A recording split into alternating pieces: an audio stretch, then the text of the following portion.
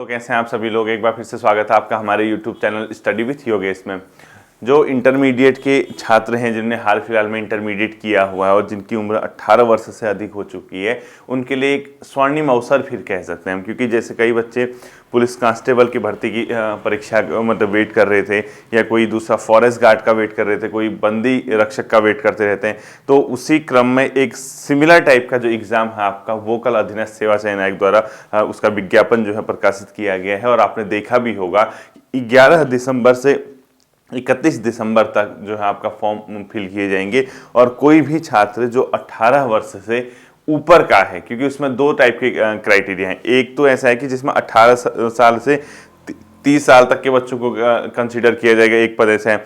एक में किया जाएगा 18 से 35 है, 21 से 35 है, बाकी 21 से आपका 42 तक। ठीक है, तो उसमें आप विज्ञापन अच्छे से पढ़ लेना। यानी एक परिवहन विभाग में जो है परिवहन आरक्षी के 118 पदों पे, आबकारी आरक्षी के 100 पद, इसके अलावा आबकारी उपनिरीक्षक है या वही इसी टाइप का कुछ 14 पद, और इसके अलावा दो पद कहीं पे एक हाउसकीपर और इस टाइप का देख रहा था मैं। तो टोटल मिला के लगभग 237 पदों पे कल विज्ञापन प्रकाशित हुआ है अधीनस्थ सेवा चयन आयोग के द्वारा। और इसमें एक चीज ध्यान दी होगी बच्चों आपने, क्योंकि जो एग्जाम है, जैसे जो 12th पास हैं मतलब उनके लिए एक अच्छा मौका। और एक सबसे बढ़िया बात ये दी है कि एग्जाम की तिथि, प्रस्तावित तिथि दी हुई है आयोग ने, यानी उसने साफ साफ ओपन किया है कि 31 जनवरी जो है आपका प्रस्तावित तिथि होगा। और आज कितनी है? 6 दिसंबर, यानी लेस देन 2 मंथ। ठीक है, 2 महीने से कम का समय। और जो नए छात्र हैं जो पहली बार तैयारी कर रहे हैं, उनके लिए थोड़ा सा टास्क टिपिकल रहने वाला है, क्योंकि बहुत कम समय पहले मतलब ये एक बहुत मतलब सही चीज इन लोगों ने कर दी है अब,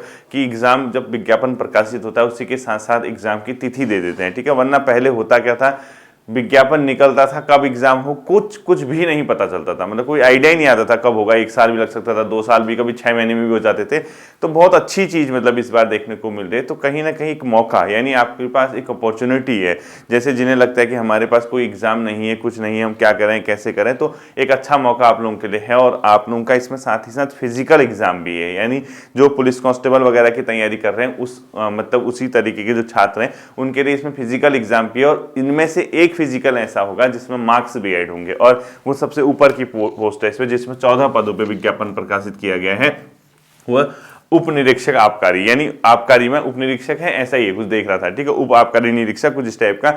इसमें बच्चों 60 मार्क्स का फिजिकल भी है आपका, आपने देख लिया होगा, पढ़ लिया होगा। 60 मार्क्स का फिजिकल है। और इसमें फिजिकल में जो मार्क्स होंगे वो किस प्रकार से जोड़े जाएंगे आपके, जो जितना आप लाओगे। जैसे इसमें 3 चीजें हैं, एक आपकी क्या है, रनिंग है। ठीक है, इसके अलावा लॉन्ग जंप है ना, दौड़ मतलब अपने आप में, ठीक हो गया। जो कूद है मतलब जिसको आप लोग कहते हैं, ठीक है, कूद हो गया इसमें। और रनिंग है 20 नंबर की, कूद है शायद 20 नंबर की, और एक और चीज होगा बॉल थ्रो वगैरह होगा, क्रिकेट बॉल थ्रो, वो भी 20 मार्क्स का, यानी 60 मार्क्स का आपका ये है। और इसमें भी आपका क्या है, टाइम पीरियड। जैसे आपने रनिंग इतने टाइम में कर ली तो आपको इतने मार्क्स मिलेंगे, इतने में कर ली तो इतने मिलेंगे। मिनिमम 12 नंबर ला सकते हैं आप किसी भी इनमें से एक, और अधिकतम 20 नंबर। तो कहीं ना कहीं आप लोगों के जो इसमें फिजिकल 8, 16, 24 मार्क्स की जो लीड लेगा इनमें, मतलब जैसे 12 नंबर मिनिमम और 20 मैक्सिमम, तीनों कैटेगरी में। ठीक है, अब देखो जो 20 लेके आएगा तो, और यहाँ जो 12 करके क्वालिफाई कर जाएगा, तो 24 नंबर की लीड यहाँ हो जाएगी। ठीक है, यानी कहीं ना कहीं ये वाला जो पद है उप निरीक्षक वाला, उप निरीक्षक है कि आबकारी उप आबकारी निरीक्षक जो भी है,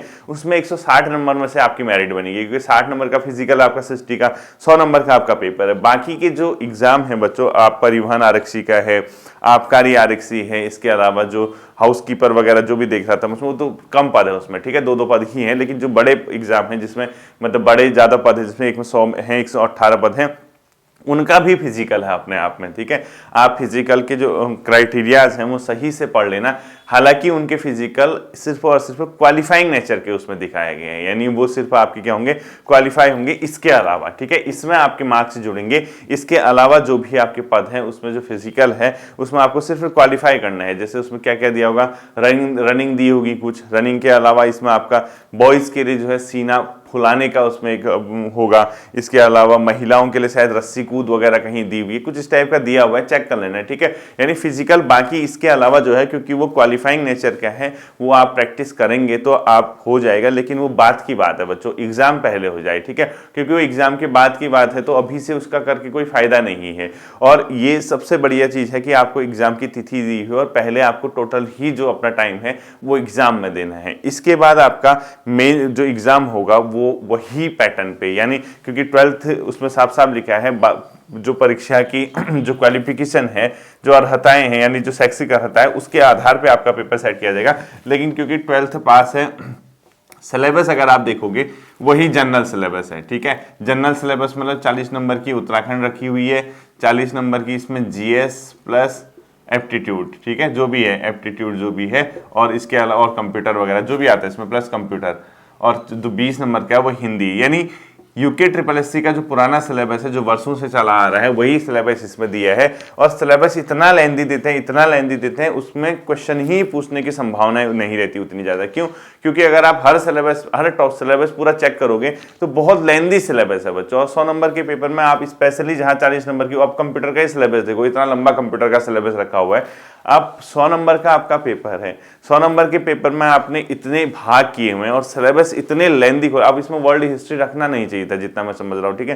जैसे वर्ल्ड ज्योग्राफी भी मुझे लगता है कि अब हटा देना चाहिए, क्योंकि यूकेपीएससी ने भी हटा दिया, क्योंकि आपके 100 ही नंबर का पेपर है, उसमें 40 नंबर आप ऑलरेडी उत्तराखंड को देते हो, 20 नंबर आप फिर उसके बाद हिंदी को दे देते हो। हाँ, इससे बेटर ये है कि आप अगर इस तरीके से लिख देते, जैसे यूकेपीएससी ने लिखा है कि जो पॉलिटी है उसमें एक नॉर्मल छात्र से मतलब इतनी उम्मीद की जा सकती है कि उसको इतना ज्ञान हो पॉलिटी का, उस आधार पे आप बेसिक पॉलिटी के क्वेश्चन पूछते तो बढ़िया रहता। अब इन लोगों ने सारा खोला हुआ है, अब इतना सिलेबस खोला है, पढ़ता पढ़ते आदमी में से बेहोश हो जाता है। तो उसके लिए बहुत समय चाहिए बच्चों। वो जितना इसने सिलेबस दिया वो 5 महीने 6 महीने से पहले कंप्लीट होता नहीं है जनरली, मैंने नोट किया है, मैंने भी उस सिलेबस को पढ़ाया हुआ है बच्चों को। तो बहुत लेंदी सिलेबस इसमें रहता है, लेकिन आपके पास वही सिलेबस है तो आपको पढ़ना पड़ेगा। और आपने एक चीज नोट की होगी, अधीनस्थ चयन आयोग ने, उनके जो अध्यक्ष है, उन्होंने पहले ही क्लियर कर लिया था कि हम मार्केट की जो किताब है उन पे बिलीव नहीं करते और उनसे हम क्वेश्चन नहीं पूछेंगे। यानी जो मार्केट में आप तमाम प्रकार की किताबें देखते हैं उनसे क्वेश्चन हमारा ज्यादा ताल्लुक नहीं रहेगा, और हम पूछेंगे तो ऑथेंटिक किताब से पूछेंगे, ठीक है।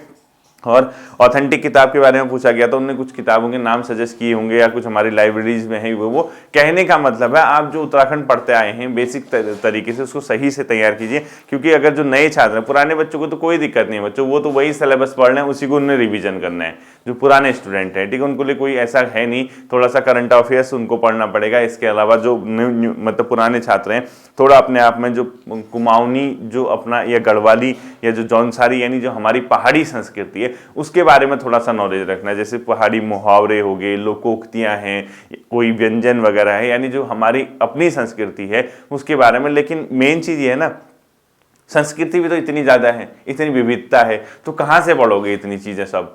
तो मुझे लगता है कि 2 3 4 नंबर के चक्कर में हम बहुत ज्यादा अपना जो है लोकल की चीजें पढ़ने में लगे रहे, तो ये भी कहीं ना कहीं बहुत फायदे का सौदा नहीं होगा। या तो फिक्स पता हो कि उसकी एक किताब है, इसी से किताब से इन किताबों से आएगा, मतलब उसका एक कंटेंट हो कि यार हमारे पास इस किताब से इसमें मुहावरे, इसमें लोकोक्तियाँ, इसमें पहाड़ी व्यंजन, इसके अलावा पहाड़ी कल्चर, ये सब चीजें रखी हुई हैं, तो उनमें से अगर हम आने वाला होता हम पढ़ते। अब इतना वृहत है, इतना बड़ा सिलेबस है, मतलब इतनी बड़ी ज्यादा चीजें हैं, तो क्या क्या आप ढूंढते रहोगे, ठीक है। तो मुझे लगता है कि आप बेसिक अपना वहां पे ऑन द स्पॉट ऐसे क्वेश्चन को डील करना, क्योंकि थोड़ा सा हम अपने जुड़ाव अगर हमारा पहाड़ से है, अगर आप लोग, क्योंकि राज्य पहाड़ी है बेसिकली, इसमें 90% से अधिक भाग जो है पहाड़ी है, भौगोलिक क्षेत्र इसका, तो आप में से मैक्सिमम स्टूडेंट पहाड़ से ही बिलोंग करते हैं। तो अपनी जो संस्कृति, अपना जो कल्चर आप लोगों का है या आप लोगों ने जो भी सुना है, वो कई कुछ क्वेश्चन ऑन द स्पॉट बनते हैं, न बनने वाले होंगे तो फिर वो नहीं बनेंगे। और जो पूछने वाला क्वेश्चन है ना, जो क्वेश्चन पूछता है, जो पेपर सेट करेगा, वो भी जनरल चीज ही पूछेगा। अब मैं ही हूँ, मुझसे कह दिया जाए भाई तू पेपर सेट कर, और उसमें ये भी रखना है तेरे को मुहावरे, कुमाऊनी, लोकोक्ति, गढ़वाली जो भी है, तो मैं भी ऐसे ही रखूंगा ना, जो बहुत फेमस है, अनावश्यक ऐसा तो नहीं है कि आप लोगों को फंसाने की कोशिश करूंगा। तो कई चीजें बच्चों ऑन द स्पॉट होती। तो मेरा सजेशन ये है, क्योंकि हम लोगों के पास समय कम है, आप लोगों के पास कम समय है, और ये जो सिलेबस है ये एक बार कराया गया है बच्चों, आपको लगभग कंप्लीट है, वो आप पे डिपेंड करता है कि इस सिलेबस को विद इन 55 डेज में कैसे करते हैं। क्योंकि मैं एक चीज आपको बता देता हूँ, जैसे 40 नंबर की उत्तराखंड इसमें है, ठीक है, क्योंकि मैं उत्तराखंड में पढ़ाता नहीं हूँ, उत्तराखंड में पढ़ाऊंगा 17 दिसंबर के बाद, जिसमें मेरा एक उत्तराखंड गहन अध्ययन वाला फोल्डर चल रहा है, वो पवार वन से उसमें स्टार्ट हुआ है, उससे आगे नहीं किया है, क्योंकि यहाँ पे प्रीलिम्स बहुत आए थे, ईओ का प्रीलिम्स आया, आरओ का प्रीलिम्स है, उससे पहले पटवारी ये वो एग्जाम हुए, तो वो एग्जाम में ही समय निकल गया, ठीक है। तो क्योंकि 17 दिसंबर के बाद ऐसा कोई एग्जाम है नहीं, स्पेशल जो फोकस किया जाएगा उत्तराखंड गहन अध्ययन का जो फोल्डर है उसको कंप्लीट कराने के अलावा डेप्थ में जो क्लासेस हैं वो कराई जाएंगी। लेकिन आप लोग चिंता मत करिए, जो मतलब ऐसे स्टूडेंट हैं जो पहली बार तैयारी कर रहे हैं उनके लिए सारी चीजें कराई गई हैं बच्चों। आपको नंबर 1 देखो अब ये है कि कम समय में कैसे आप उस चीज को कर पाते हैं, मेन चीज है कि इस कम समय में आप उसको कंप्लीट कैसे करोगे। और मेरी सलाह है आप कोशिश जरूर करना, क्योंकि ये जरूरी नहीं है कि तो आप इसी बार आपका सिलेक्शन हो जाए या ना हो, ऐसा कुछ नहीं है, वो कहीं ना कहीं आपके काम आने वाला है, ठीक है। इसमें आप लोग देखना है, इसमें उत्तराखंड का जो पोर्शन है, जिला सीरीज इसमें मैंने आपको कराई हुई है, प्ले लिस्ट में देखना है, डिस्ट्रिक्ट सीरीज, ठीक है। इसके अलावा उत्तराखंड हिस्ट्री भी मैंने आपको कराई हुई है, और इसके अलावा इसमें आता है उत्तराखंड इंडिविजुअल टॉपिक सीरीज, ठीक है। ये उत्तराखंड का कंटेंट है। इसके अलावा जो यहाँ पे उत्तराखंड में कराता हूँ, सरकारी आंकड़ों पे आधारित तथ्य होगा इसमें, जिसमें इकोनॉमी सर्वे वगैरह ये सब है, ठीक है।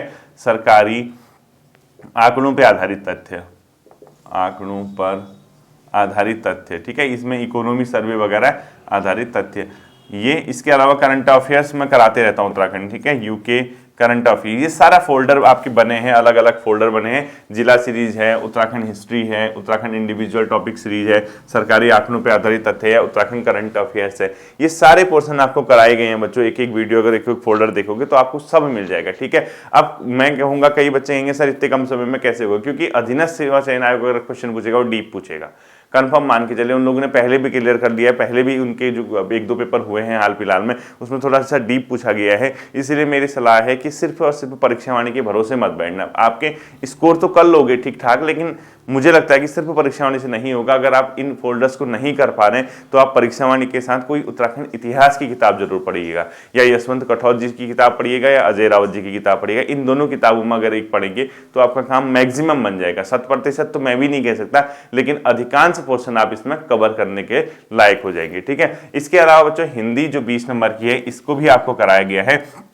इसमें एक यूके SSC हिंदी वाला फोल्डर होगा, यूके SSC हिंदी वाला फोल्डर। इसमें मैंने आपको बहुत सी चीजें कराई हुई हैं पहले ही, यूके SSC हिंदी वाली। इसके साथ साथ आपको क्या पढ़ना है, ल्यूसेंट हिंदी, इससे करना, और पढ़ना सिर्फ सिलेबस, ठीक है। ल्यूसेंट हिंदी या एनसीईआरटी हिंदी, एनसीईआरटी हिंदी व्याकरण, और पढ़ना सिर्फ सिलेबस का टॉपिक। अब आप कहोगे सर सिलेबस कहाँ है, जो कल विज्ञापन आया है उसको आयोग की साइट पे जाके देखिए, और उसी विज्ञापन के एंड में आपका क्या दिया होगा, सिलेबस दिया होगा। तो इसको हिंदी जो पढ़ोगे सिर्फ और सिर्फ सिलेबस से पढ़ोगे बच्चों। हिंदी किससे पढ़ोगे, सिलेबस से पढ़ोगे, ठीक है। आपने जो भी आपका सिलेबस दिया है उससे पढ़ोगे। करंट अफेयर्स आपको अपडेट होता रहेगा, करंट अफेयर्स की कोई दिक्कत नहीं है। तीसरा पोर्शन आता है बच्चों जीएस वाला। अब देखना, मैं आपको बता रहा हूँ जीएस के साथ कैसी चीज है, GS plus reasoning plus computer और करंट अफेयर, ये है 40 नंबर का। आप जीएस के अंदर क्या क्या दिया है, history, polity, economy, geography, world history, world geography, एक पूरा सिलेबस खोल रखा है कंप्यूटर का। इसके अलावा अलग से आप लोगों को जो आयोग ने दिया हुआ है, मतलब इन चीज़ों के अलावा कई इसमें ऐसी चीज़ें दी हुई हैं जो बहुत मतलब अपने आप में डीप भी हैं, बहुत डेप्थ में है, और मार्क्स आने वाले हैं सिर्फ 40। अब एप्टीट्यूड का पोर्शन देखो, इतने टॉपिक दिए हैं, जीएस के इतने टॉपिक दिए, समझ नहीं आ रहा कि वो 40 नंबर में से कहाँ से क्वेश्चन करेंगे, ठीक है। तो जनरल इनका जो पैटर्न देखोगे तो मैं इसके लिए, क्योंकि 31 दिसंबर को आपका एग्जाम है, तो मैं आपको कोई डीप स्टडी या कोई ऐसी किताबों को सजेशन नहीं दूंगा, क्योंकि कब पढ़ोगे बताओ, समय ही नहीं है। मैं कहूंगा कि हिंदी और उत्तराखंड तो अच्छे से पढ़ लीजिएगा। जीएस जो है आप चाहे थोड़ा सा महेश बर्णवाल जी की एनसीईआरटी पढ़िए, कुछ आप घटना चक्र प्रैक्टिस सेट कीजिए या लुसेंट की प्रैक्टिस कीजिए, क्योंकि इतना लेंथी सिलेबस के लिए आप लोगों को, मतलब छोटा सा पेपर है, 20 से 25 क्वेश्चन जीएस के आते हैं, और 20-25 क्वेश्चन के लिए 150-200 टॉपिक दिए हुए हैं। तो आप कहाँ से, मतलब इतना, कोई एक किताब पढ़ोगे उसी में आत्मा परमात्मा को मिल जाएगी, क्योंकि कैसे पढ़ोगे बताओ, कम समय है आप लोगों के पास, नए नए आए हो, 12th पास। हाँ, जो पुराने बच्चे उनके लिए तो सही है, उनका कोई दिक्कत नहीं है, वो तो कर लेंगे कबर, लेकिन जो न्यू स्टूडेंट है वो सडनली कैसे जाएंगे उसमें, ठीक है। अगर आप एग्जाम फोकस करते हो, मेरी सलाह ही सुनना, अगर आप एग्जाम फोकस करते हो तो, वरना अगर आपको लगता है कि ना पहले मैं एक बार पढ़ ही लेता हूँ उसके बाद में एग्जाम एग्जाम वगैरह दूंगा तब तो कोई दिक्कत नहीं, फिर तो आप अच्छे से डीप क्लासेस पढ़ना शुरू कीजिए, अच्छे से डीप स्टडी कीजिए। बट अगर आप इस एग्जाम को फोकस करते हैं, अगर आप पुराने स्टूडेंट, तब तो आपको अनुभव है। ओल्ड स्टूडेंट के साथ कोई दिक्कत नहीं है, उनको तो पहले से अनुभव है, बहुत एक्सपीरियंस लोग बैठे हैं, बहुत खूंखार लोग बैठे हैं, बहुत धुरंधर बैठे हैं। लेकिन जो नए छात्र हैं उनको मेरी सलाह यही है, फिलहाल अगर इस एग्जाम को फोकस करते हैं तो महेश बर्णवाल जी की आप एनसीईआरटी सार पढ़ लीजिए जीएस के लिए। इसके अलावा आप ल्यूसेंट के जो एमसीक्यूज हैं या घटना चक्र के जो एमसीक्यू हैं, मल्टीपल चॉइस क्वेश्चन, उनको लगाइए, उनसे आपका ठीक ठाक पोर्शन बनेगा। 100% नहीं कह रहा मैं, ठीक ठाक पोर्शन आपका वहां से कवर हो जाएगा, ठीक है। इसके अलावा जो रीजनिंग का नाम ही रीजनिंग है, वो तो ऑन द स्पॉट होती है, तर्क शक्ति है, वो कोई भी किताब मार्केट से उठाइए, आप उससे कीजिए। हाँ, कुछ चैप्टर इसके ऐसे हैं जो सीखने वाले होते हैं, जिससे कैलेंडर है वो भी आपको कराया गया है, प्लेलिस्ट में चेक कर लेना। कैलेंडर है या डायरेक्शन के क्वेश्चन है, दिशा वाला, इस टाइप के जो मेन चैप्टर होते हैं वो मैंने आपको कराए हैं, उसमें ज्यादा टेंशन लेने की जरूरत नहीं है। बस ये है कि आप अगर फोकस इस एग्जाम को कर रहे हो, 31 जनवरी अगर, क्योंकि उन्होंने एग्जाम की तिथि घोषित की हुई है, तो आपको थोड़ा सा ना अपना जो पढ़ने का स्पीड होगा, गियर होगा, वो 5वें गियर से नीचे नहीं ला सकते आप गाड़ी, क्योंकि समय बहुत कम है, ठीक है, बहुत कम समय है वास्तव में। अगर 31 जनवरी को एग्जाम होता है तो ठीक है, नहीं होता तो आप तो फिर नहीं होता तो हम क्या कर सकते हैं, बट कोशिश करने में कोई बुराई नहीं है। आप कोशिश कीजिए, एक मतलब आपके पास अवसर है, और कोशिश कीजिए कि इस अवसर को आप किस में कन्वर्ट कर सको, जो मतलब आपके पास अपॉर्चुनिटी आई है, इसको फाइनल अपने रिजल्ट में कन्वर्ट कर सको। ऐसे आप लोगों ने डेडिकेट होकर फोकस करना है, ठीक है। फिलहाल के लिए आप लोग इसके फिजिकल वगैरह पे ज्यादा ध्यान मत दीजिएगा, क्योंकि फिजिकल एग्जाम के बाद ही होगा। आप इसके एग्जाम पे ध्यान दीजिए, जितना अच्छा स्कोर कर सकते हैं, जितना बेटर स्कोर कर सकते हैं, उतना इसमें चयन के आपके चांसेस रहेंगे। दूसरा, क्योंकि कई लोग ऐसे होते हैं बच्चों, अब इसमें एक चीज और है, जैसे नए यूथ लड़के हैं 20 साल 21 साल 18 19 20 के ऊपर की, उनका फिजिकल बहुत अच्छा होता है, पूरे जोश के साथ रहते हैं। अब उम्र इसमें दी है 30 साल 35 साल 42 साल, तो कई जो होते हैं जो उम्र के में ज्यादा हो जाते हैं, फिर वो उनके फिजिकल की हिम्मत नहीं आ पाती फिजिकल करने की, ठीक है। तो कई लोग स्किप भी करते हैं ऐसे एग्जाम को, यार कैसे दौड़ा जाएगा, क्या दौड़ा जाएगा, तो इस वजह से भी आप लोग, कई लोग स्किप करते हैं। तो कहीं ना कहीं जो नए लड़के हैं उन लोगों को ज्यादा देखेंगे आप इसमें, 25 साल 26 साल से अंडर के जो बच्चे होते हैं वो ज्यादा इसमें डेडिकेट रहते हैं। बाकी कई बच्चे तो फिजिकल से ही हार मान जाते हैं, ठीक है। लेकिन जो भी है, जैसा भी है, आप लोगों ने खुद तय कर लिया होगा कि आपने इस एग्जाम को देना है या नहीं देना है। मतलब देना तो क्यों नहीं है, इतनी बेरोजगारी कौन छोड़ेगा, कहने का मतलब है आप किसी और एग्जाम को फोकस किए हुए हैं या इस एग्जाम को फोकस किए हैं, ठीक है।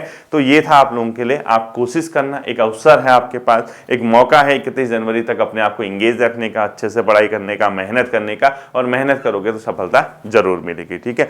होपफुली ये चीजें आपकी समझ आई होंगी। बाकी विज्ञापन की जितने भी शर्तें हैं वो आप पढ़ लीजिएगा डाउनलोड करके। फिर मिलते हैं अगले सेशन पर, अपना ध्यान रखिएगा। Thank you.